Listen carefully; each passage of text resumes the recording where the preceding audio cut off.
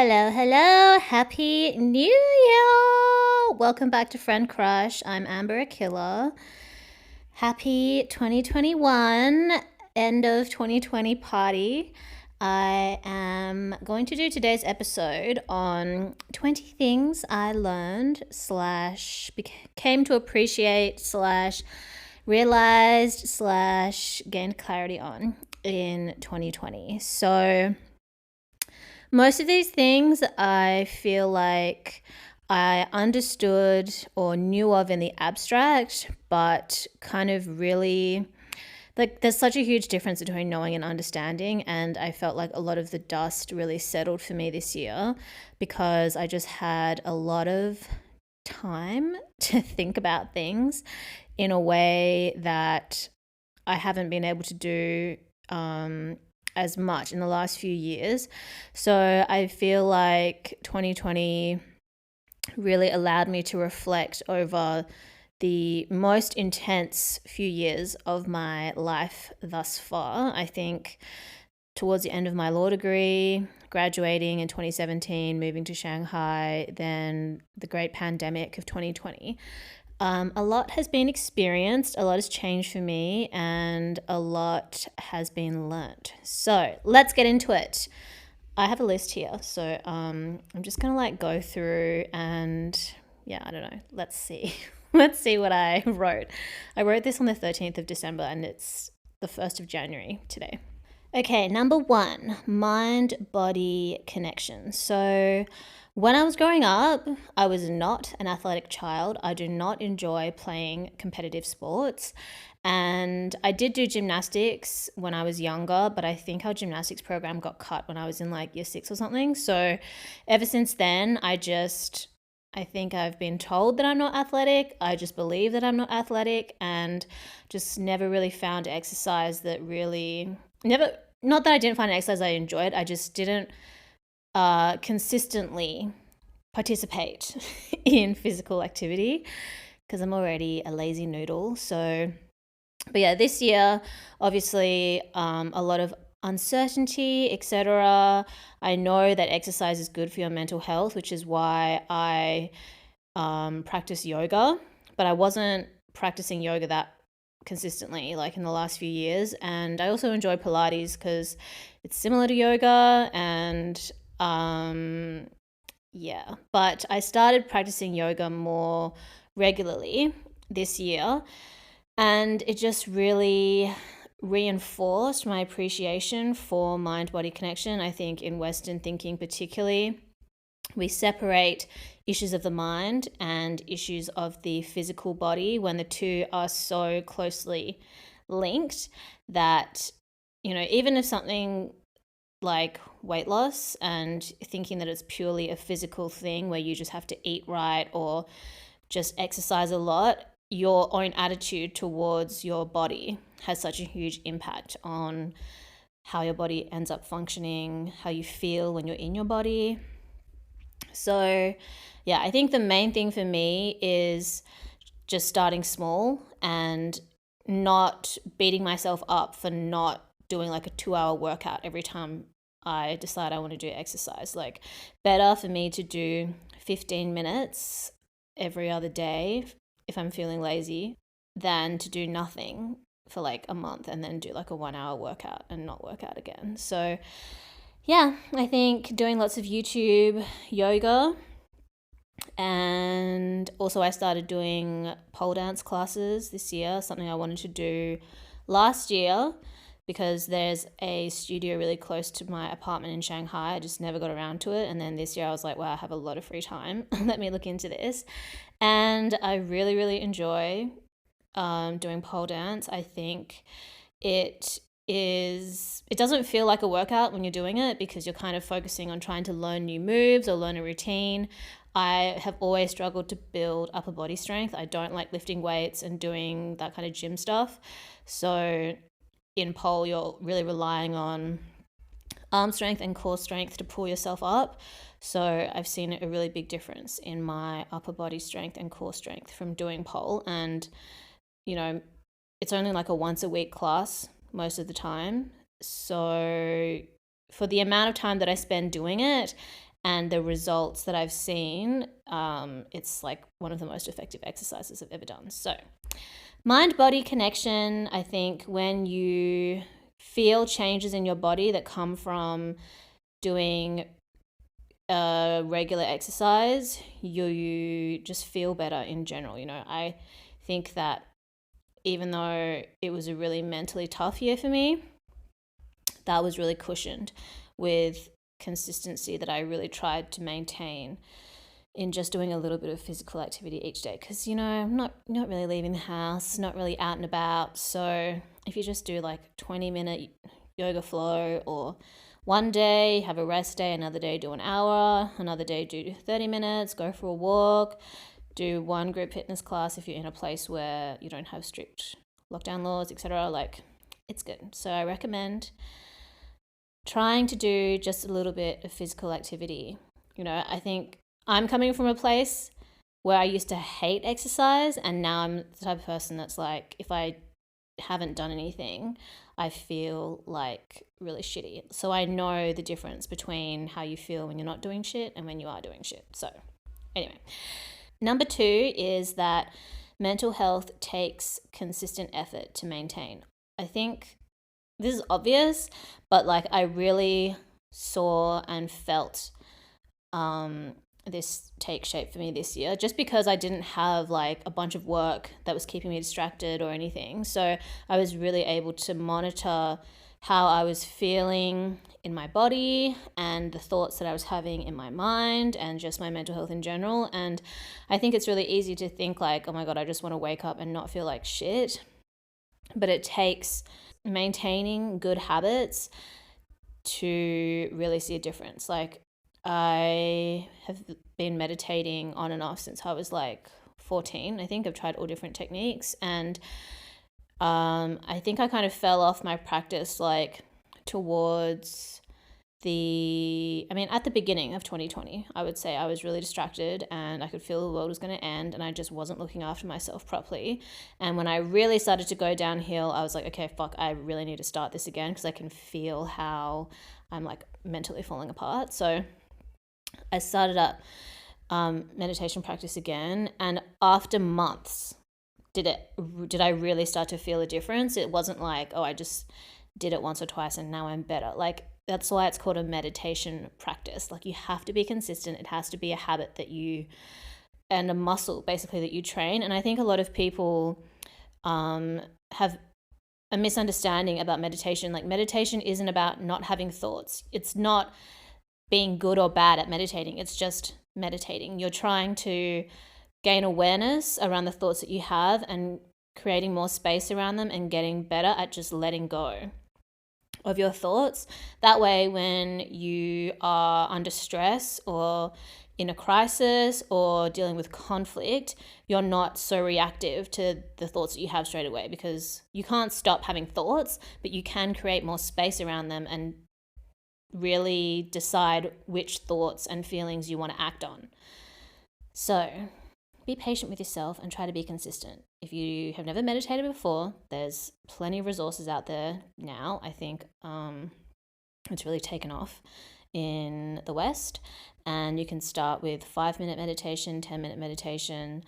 There's heaps of YouTube videos, apps, and everything. I don't think you have to spend money on meditation, to be honest. Like, if you are broke and you're like, I don't want to pay for a meditation app, you don't have to. You can just use a YouTube video, or you can just sit quietly with your eyes closed for 5 minutes and become aware of your breathing. That in and of itself is a meditation. You don't even have to like meditate. One of my guy friends is like, yeah, sometimes I just stare out the window when I'm on the train before I go to work.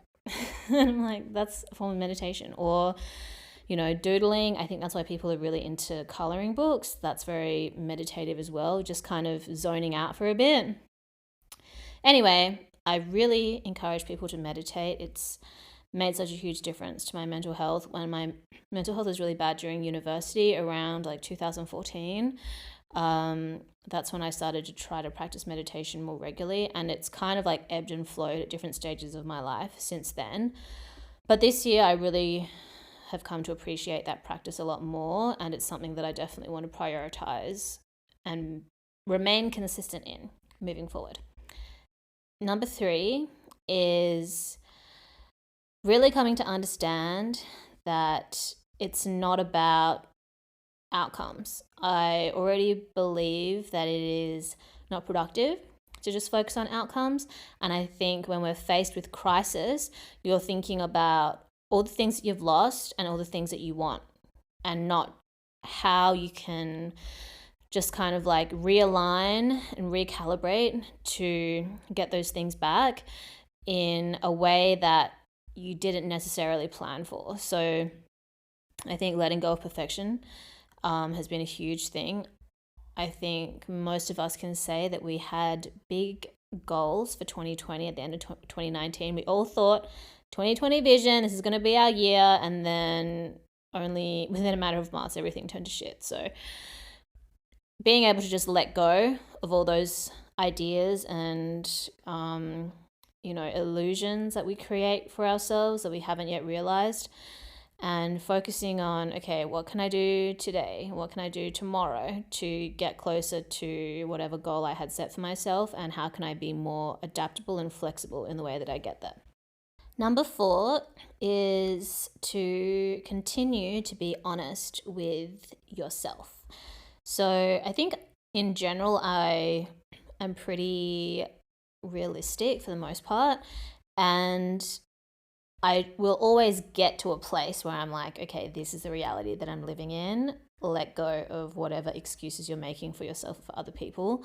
But I think last year, this really rang true for me in the sense that if you're not honest with yourself, you're not going to be honest with other people, and your life is never going to look the way that you want it to look. And it can be painful to be honest with ourselves, to admit like, okay, I fucked up in this area, I need to take responsibility.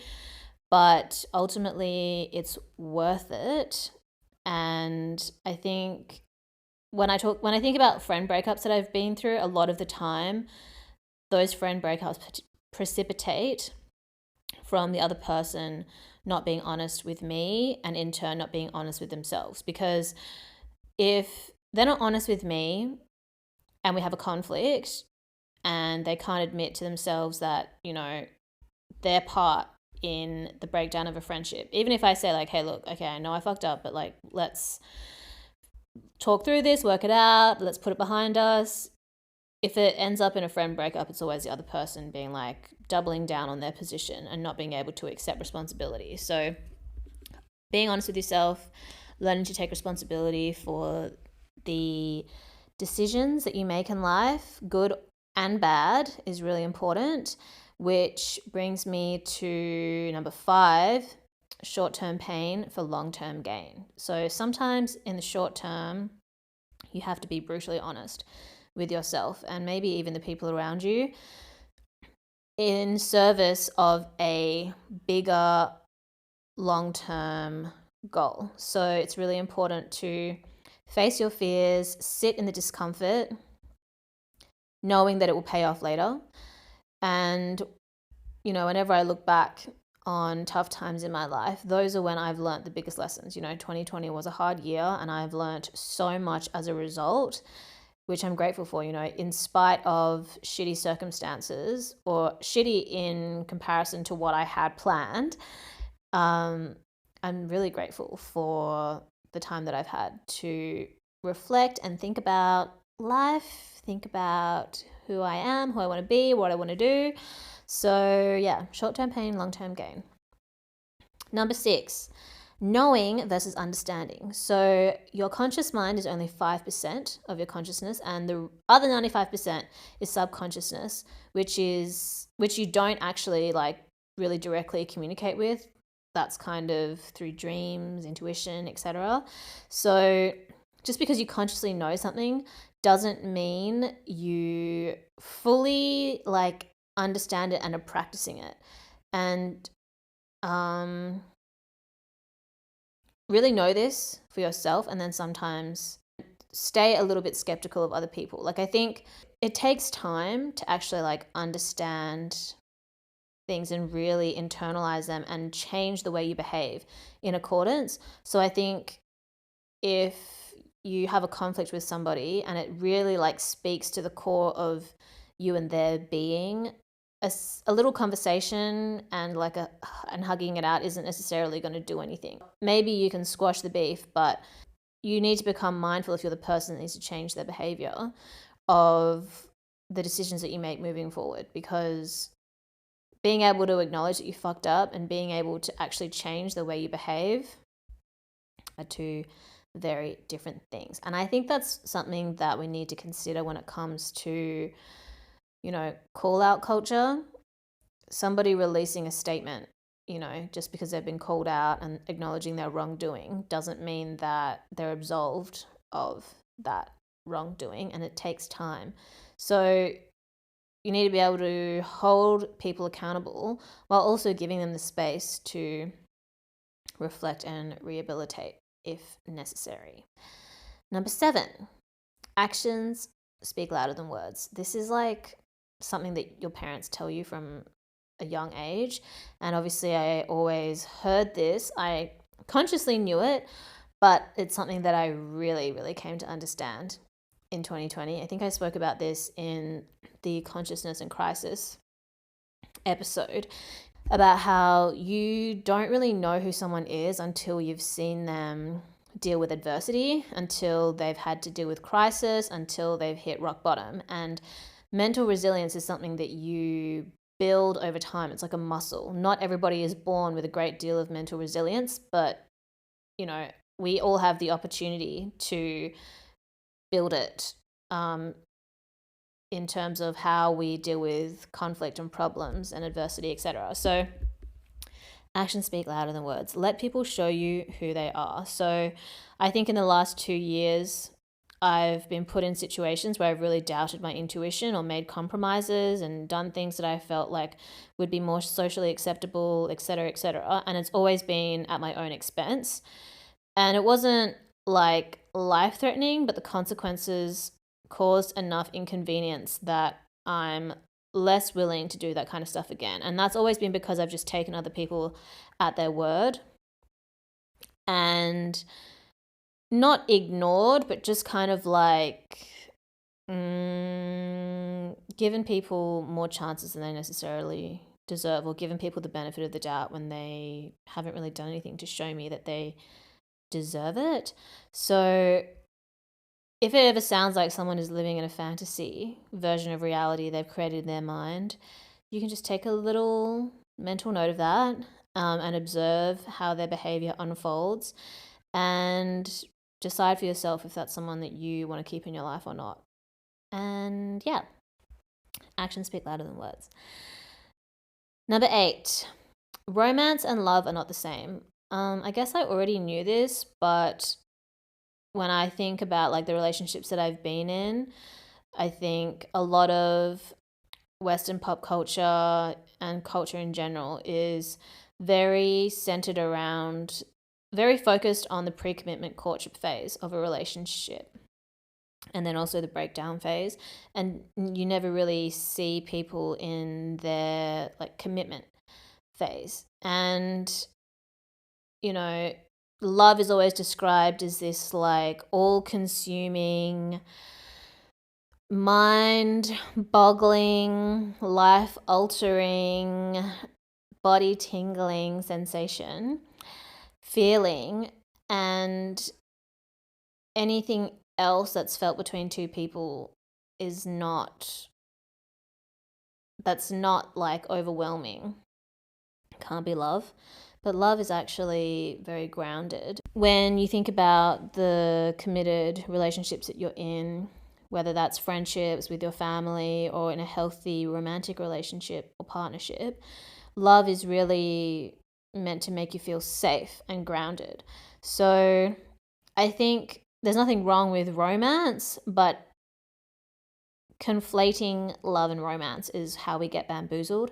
And it's fine if you just want to pursue romance in the short term, but you need to know that it is a short-term thing. You can't maintain that overwhelming feeling of lust for someone every single day for the entirety of your relationship if it's going to last more than, I would say, 3 months.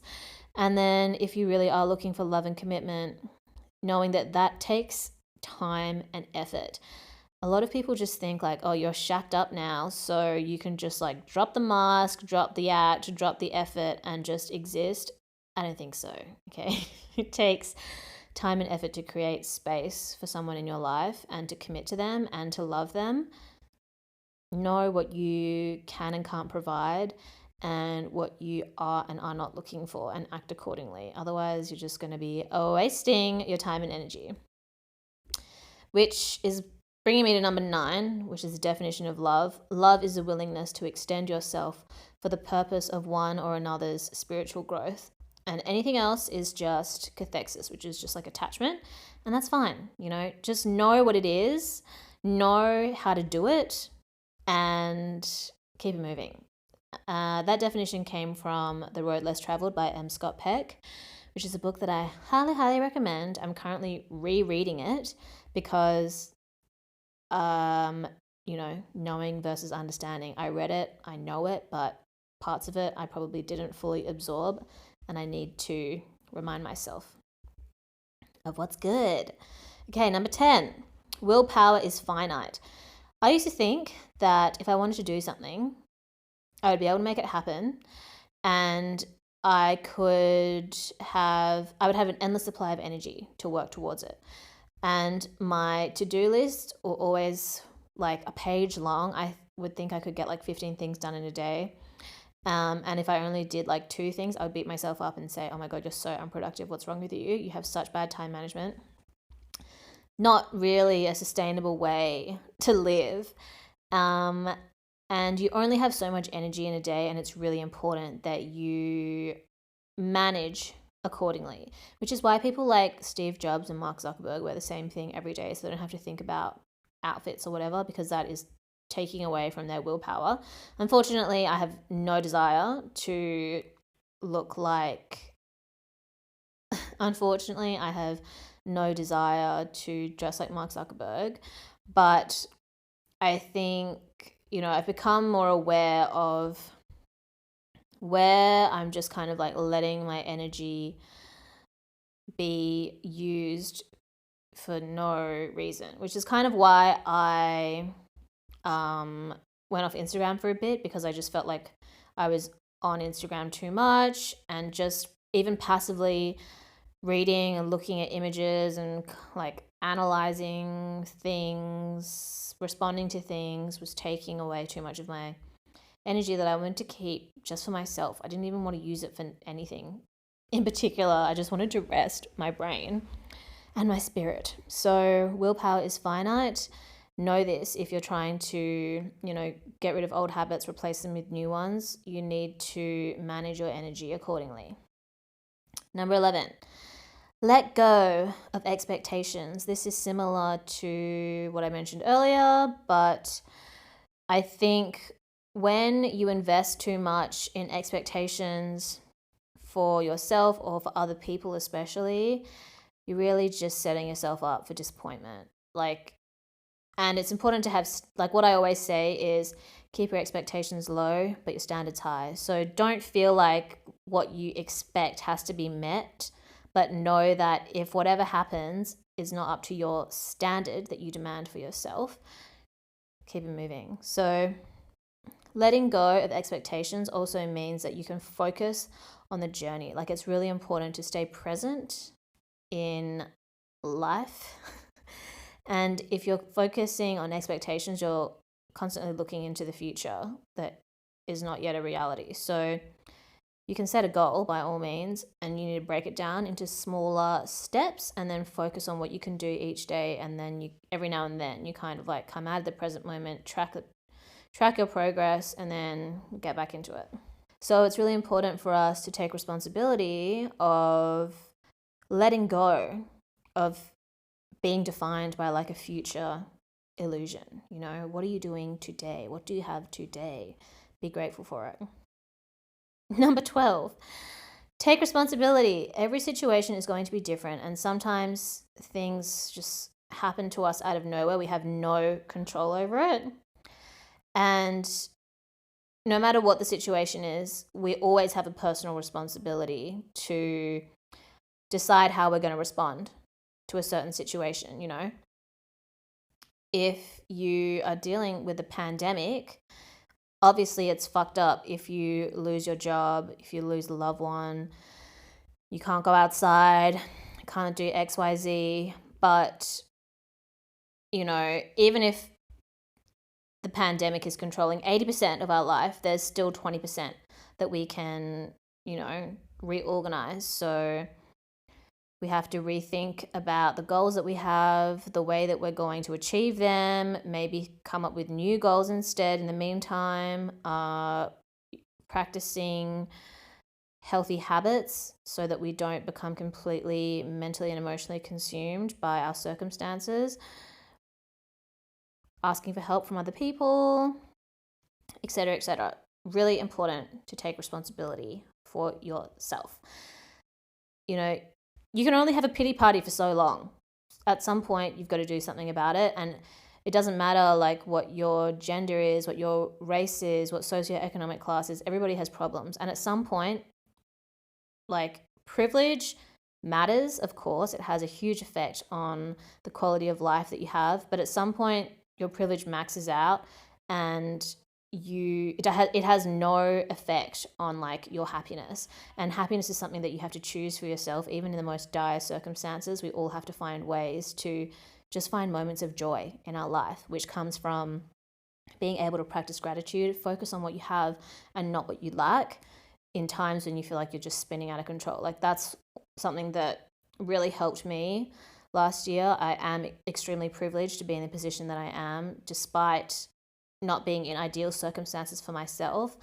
I have been living in a basically COVID-free area at my mum's house, and I've had all this time to reflect and think about life. So I am really grateful for that. But there were times that I felt really sad. I missed my friends. I missed the life that I was meant to be having this year, the place that I'm supposed to be living at, the career that I had worked so hard to build for myself.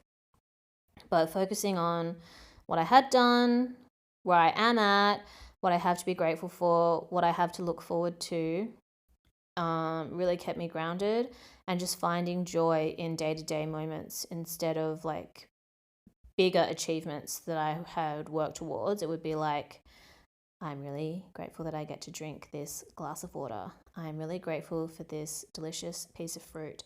I'm really grateful that I have a comfortable pillow to lie on when I can't be fucked moving.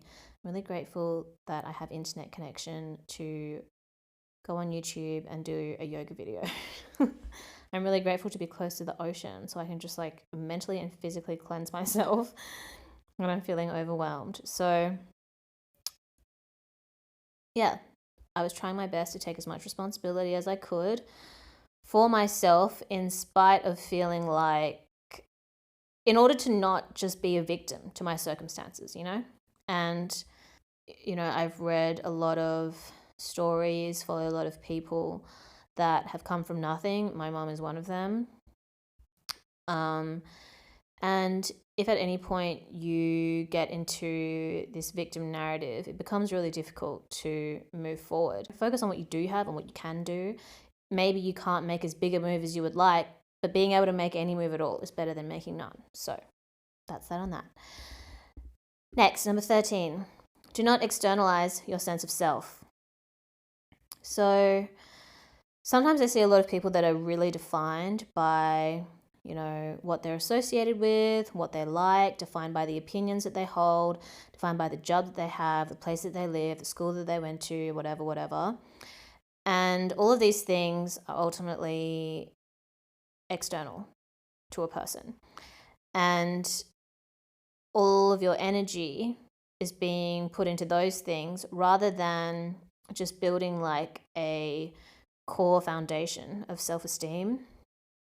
And I don't think there's anything wrong with admiring other people, but don't attach too much of yourself to the people that you follow, the people that you admire, the job that you have, the friends that you have. Obviously you should like appreciate them, etc. But when you when something outside of you is too much of your identity, not in the way that other people see you, but in the way that you see yourself, if any of those external things change in a way that is undesirable to you personally, it can feel like catastrophic on your sense of self. Like if someone being your friend is a huge part of how you see yourself, and then that friend decides one day they don't want to be friends with you anymore, you're not going to know what to do with yourself because you've only ever seen yourself as being associated with them. Or if the way that you see yourself is very highly attached to the job that you have, if you cannot do that job anymore, then you're going to really have trouble figuring out who you are without that job, figuring out what you can do without that job. Like for me, 2020 was hard in terms of not being able to work, and I love the work that I do, but I don't associate my personal worth with being a DJ. I love DJing. I'm obsessed with it, but I'm not like, if I'm not DJing, then I don't exist type thing. So it wasn't that hard for me to not be working, in the sense that I'm not being recognized for working as a certain profession. It was just hard for me to just like not have something to do. It doesn't matter like what my job is. I get fulfillment from the process of doing it, less so than the way that people see me because I'm doing that kind of thing, you know? So yeah, it's really important it doesn't mean that you can't invest and care about things and other people. It's just making sure that you know that your value is not hinging on all these other things, because like I mentioned, when it comes to letting go of expectations, you don't want somebody else to be able to control the way that you see yourself, the value that you on your self-worth. You don't want things outside of you to determine your self-worth. That's something that you have to determine for yourself. Anytime you rely on someone else to do it for you, you're going to hear something you don't want to hear. And then what are you going to do? That's why we have to take responsibility. Number 14. Okay, so I read this article, which I can leave a link to in the description of this episode, which talks about entropy. And entropy is the concept that all things trend towards disorder, and it's like how energy disperses and how systems like dissolve into chaos. And basically, entropy is a natural state of the universe, and it's what gives life meaning. So when I was younger, I always thought about my inner chaos and how to manage my inner chaos, meditation, yoga, mindfulness, whatever, because I just felt like mentally a little bit out of control. I felt very defined by my emotions, very reactive. And I think from maybe around the age of like 13, 14 is when I started to try to develop spiritual practice and try to tame the inner chaos, is how I would describe it. And then this article talks about the chaos of the world. So it's kind of like, you need to learn to manage your inner chaos in order to deal with the outer chaos that is basically inevitable in life. Okay, so a little section from this article, I think. All things trend toward disorder. Left unchecked, disorder increases over time, energy disperses, and systems dissolve into chaos. You can see this throughout history and society today and your day-to-day life. So that's where all these like analogies and platitudes come into play, like, what goes up must come down. The flame that burns twice as bright burns half as fast. Everything that comes together falls apart. The sooner you embrace that life is in a constant state of flux, that you can't predict tomorrow, the less you'll worry about what you can't control, and the more time you can spend on creating a resilient mind to prepare yourself for when crisis does hit. If you're tempted to take a shortcut, know that it will probably come at a price. So you're kind of constantly pushing against this outward force of entropy. Everything trending towards chaos, everything eventually decays. When you can accept that life is basically cyclical, you're going to have ups, you're going to have downs. You just free yourself from the expectation that everything has to go your way. Like sometimes shit hits the fan and there's nothing you can do about it, and you're going to learn something from your experience, or you're just going to have to deal with it and keep it moving. But that's life, okay? Sometimes I feel like there's a little too much entitlement rhetoric going on here that is ignorant to this simple fact of life, which is everything trends towards chaos, life is suffering, everything is impermanent, etc., etc. Once you accept this, once you accept that problems are always going to come your way no matter what, you can just let go and enjoy the ride. Number 15, similar to what I mentioned before, I'm sorry all of these things kind of interconnect, but observe how you and other people handle crisis. When things are going well, it's easy to just enjoy, pretend that everything's all Jeezy. When you're thrown off course and you can't hold on to illusions, that's when you don't have your bullshit to lean on anymore. And you can really see who someone really is. You really need to train yourself to get better at dealing with crisis and conflict in order to progress in a forward or upward trajectory. You know, if you keep, like I said in previous episodes, the universe keeps giving you the same lesson over and over until you learn it. And it's going to come in the forms of different conflicts, different people. It's inevitable. Okay, you can't control who does and doesn't come into your life, what problems you do and don't face, but you can control what you do in response. And something that I've observed this year is a lot of my friends, not me, because I haven't really been working that much, but a lot of my friends that have been working a lot this year, dealing with very similar issues, specifically having like one really annoying coworker that kind of gets in their way. And when I talk to them, it's not the first time they've experienced somebody like this, but their immediate reaction is, this person's really annoying, I can't do my job, I need to quit and I need to move to another company because life is so hard. And at first, when they're describing their situation to me, I think that it sounds like their whole work environment is toxic and they just need to GTFO immediately. Over time, as they, process the situation, as we talk it through, it becomes clear that everybody else they work with is really nice. They actually enjoy the work that they do. It's just this one person that's really annoying. And my answer to them is, you can't control that other person being annoying. You can control how you deal with it. Unfortunately, you are the person with more self-awareness in the situation, and it seems unfair that you have to exert more energy in order to manage it while they just continue to live in ignorance. But be grateful that you're not living in ignorance, that you have gotten to a point where you can take control of your life instead of just feeling like it's everybody else around you's fault. So, do you actually need to leave your job, or do you just need to get better at dealing with an annoying coworker? Because no matter where you work, no matter what you do, no matter where you are, there's going to be fucking annoying people. That's not something that you can determine for yourself, but you can determine how you deal with annoying people so that they take up as little space in your mind and in your life as possible.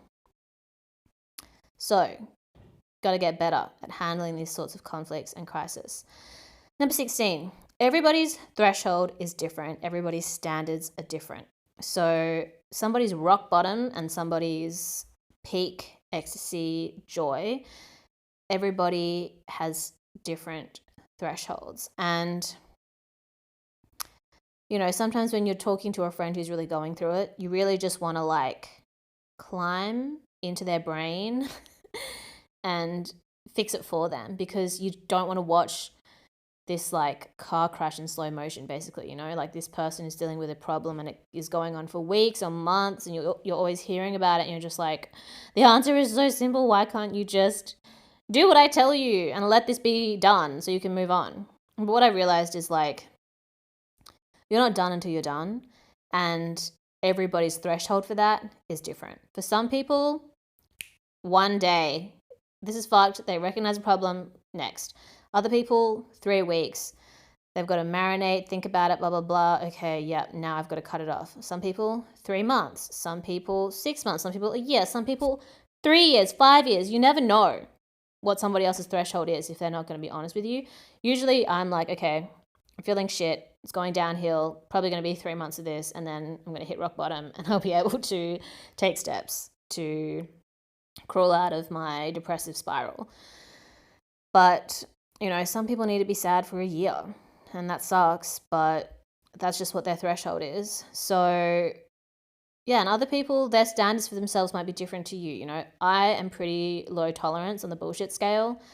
I don't want it. If I don't like it, I don't want it. I want to be able to do what I want to do and have control of that. I want to be able to waste my own time. I don't want it to be wasted by other people. So, yeah, my standard for myself in those terms is high because I have low tolerance for bullshit. Some people love, but when I was younger, I loved bullshit. I was dealing with everyone's bullshit because I had so much free time. I was constantly trying to distract myself from doing what I wanted to do or having to deal with going to law school and hating it, whatever. I would just engross myself in other people's problems and spend all my time trying to help them, save them, blah, blah, blah. To what end? You don't get the reward. I think it's important to support your friends and be there for them. Try to give them perspective, but you don't have to, just because someone else is in a car crash going in slow motion, doesn't mean you got to get in with them. Better that you're there to help call the ambulance once it's over. So, yeah, everyone's thresholds are different, and you need to be able to accept people for where they're at. And if you can't accept them, then you just got to create a little bit of space or just let go of them completely because, your time and energy is precious. You have to think of it as such. Otherwise, no one's going to draw those boundaries for you. Number 17, context is everything. I think a lot of us make snap judgments according to what we think we already know instead of really doing the work and understanding why something is the way that it is. And for this, I think when we're learning about, issues in society, etc., none of these issues come from nowhere. It takes a really long time for a system to be built to operate in a way that is exploitative of groups of people, etc. And, not knowing history only means that you're doomed to repeat it. Only means that you will never really know what tools you need in order to change its course. So, you're also never going to know everything either, but at least taking the time to learn a little bit more than just reading a tweet or reading someone's post on Instagram is going to give you more wisdom, more context, and a better understanding of what the fuck is going on in the world. And you don't have to know everything about everything, but anything you choose, anything you think you want to understand better or advocate for, it's important to know more. And it's okay to be lazy sometimes and maybe just not be bothered. Don't pretend that you care when you don't. I think that's where I get most disappointed when I take people's word. Something they want to say that they care about XYZ, but they really don't. They're just doing ABC instead, whatever. That's fine. Just be real with yourself and the people around you. It's going to make everything much easier. Number 18. Comparison is the thief of joy. I don't know. I think now I'm in a place where I'm not really comparing myself to other people in a way that is like detrimental to my mental health or my sense of self. I can't even remember how I used to feel because I feel quite comfortable in how I feel right now. Definitely were times when I was comparing myself, but I think, in the last 5 years, this has been something that I've worked on a lot, being able to have a strong sense of self that is not so easily shaken by external forces.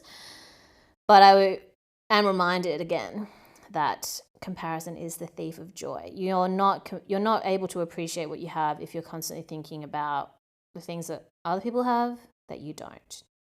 And if you want those things, know that it's not as easy as looking at a photo of someone else and wishing for it. You actually have to put work in. And that's when you've got to be real with yourself and decide, is it something that I really want to work for, or is it something that I would just like instantaneously and I would then take for granted? Because then you're being honest with yourself in terms of what you really want, how you can actually structure your life to get things, versus just living in a constant state of longing for things that you don't have and may never have because you can't be fucked putting in the effort to pursue them. I think that's something that we, like, for example, people that look hot on the internet. It's really hard to take hot photos of yourself. Straight up. It takes time. It takes effort. So If you are someone who doesn't post that many hot photos of yourself, but you're constantly envious of other people that post hot photos of themselves, ask yourself, are you willing to put in the time and energy to post hot photos of yourself? If yes, get to it, honey. Start posting. If no, just accept it for the way it is. Appreciate other people's hot posts, and you can post whatever the fuck you want without feeling like you have no self-worth because you're not posting hot photos of yourself or whatever. And I feel like that goes for anything. Someone has this job you think is really cool. Do you really want that job? Are you willing to put in the work to get there? Maybe your path is going to be different to that person because they have, certain experiences or certain contacts that you don't have, but are you willing to put in the effort to get that job too? Or are you just sitting here wishing and probably not going to do anything about it? You gotta be real with yourself. Number 19. People's problem with you is usually their problem. Concept of projection. When people would say it in the past, I knew what it was, but I didn't really understand how it worked. And then just from going to therapy, reading more about psychology, watching lots of videos on psychology and spirituality, I came to really understand what projection is. Because when I was younger, I felt extremely judged when I was in Australia. Being the only Chinese girl most of the time, liking what I liked when it was different to most of the people around me, being interested in what I was interested in, choosing to do whatever I wanted to do, I felt really judged and I felt like it was my fault. And because of the way that people would speak to me about it. And this year, being back in Perth, having a few full circle moments, being able to really reflect back, it's like that was all their problem. I never got in their way. I never judged them for what they did. But me choosing to do something different to them felt like a personal attack on them, which then was projected onto me in forms of judgment. So that was not a me problem, that was a them problem. And when you can understand this and know this, you can create more space between the things that people try and say about you, because bitches are always going to be bitches. You're always going to have people that have something to say. You can't be liked by everybody. Knowing this, but knowing who you are and what you care about is going to make you more resilient to those external forces you have no control over. A lot of people are much more insecure than they let on. Like when I was younger, I thought I was the most insecure. I had plenty of reasons to be insecure. I was the only child to a single parent, which was not that common in the school that I went to. I was like one of few Chinese girls in my social circle, if not the only, and then like one of two women of color maybe. And yeah, I just never really felt like I fit in. I didn't like any of the boys I was hanging out with. When I started DJing, my music taste didn't quite fit into any specific scene, and also Perth is so small anyway, like the scenes are quite small and limited. And I dressed a little bit differently to a lot of people, I think because I was influenced more by the internet than by the people around me. People were always trying to say something about me, so I always just assumed that I would be the most insecure. But in fact, they were all more insecure than me, projecting their insecurities onto me because it was easy for them because I just stood out a little bit. And yeah, I mean, it just be like that sometimes. Now I really don't give a fuck. And I'm actually grateful that I was able to spend time in Perth and feel comfortable in myself for once. I've spent like 90% of my life in this town, and only in the last year have I felt really comfortable with who I am here. Before, it was better to be elsewhere. And now I just don't care. Number 20. The most important, and something to just tie everything together, which is get real about your values and act accordingly, because this is how you live an authentic life. And this is one of the first things that my therapist told me when I went in to see her.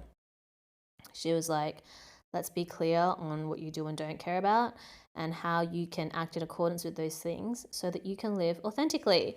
And, You're not going to be perfect. That's okay.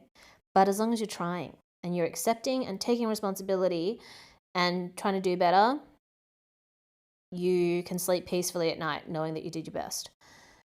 And sometimes it can be really hard to figure out what you do care about, especially if you're really easily influenced by the people around you or the things that you consume on social media or through entertainment. I think for a lot of people, there can be a really big gap between what they think is expected of them and what they actually want.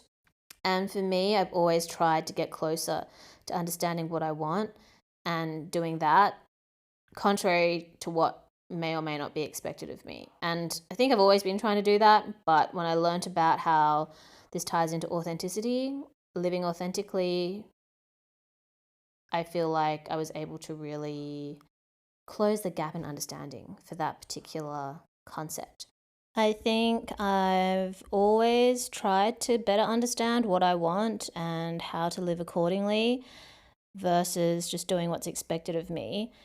But I've also had to accept that life ain't perfect and you can't always make, it's not really about making like right or wrong decisions. It's just being able to accept and work with the decisions that you've made if at any point you don't feel like they were in alignment with what you wanted. Like, I did not really want to study law, but I was able to accept by the time I was like 4 years in that I was in too deep and I didn't know what else I wanted to do. And ultimately, it would be a good degree for me to have. And I was also just making a compromise with my mom. So, yeah, I think I'm still recovering from the trauma of spending so long studying something that I wasn't happy doing. But I'm ultimately really grateful that I completed that degree. And now I think I'm giving myself the freedom to really explore what I want to do on my own terms from here on out because I spent so long feeling so trapped. I'm grateful for that lesson, and I hope to never have to feel like that for longer than I need to ever again. So yeah, that's 20 things I learnt / realized / gained clarity on in 2020.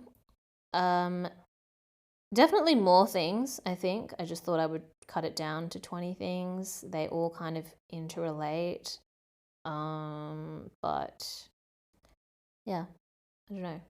Maybe you realize some of the same things. Maybe you realize some other things. Let me know. And yeah, I'll speak to you soon. Take care. Stay hydrated. Tell your friends and family that you love them. Go be a better person. Bye.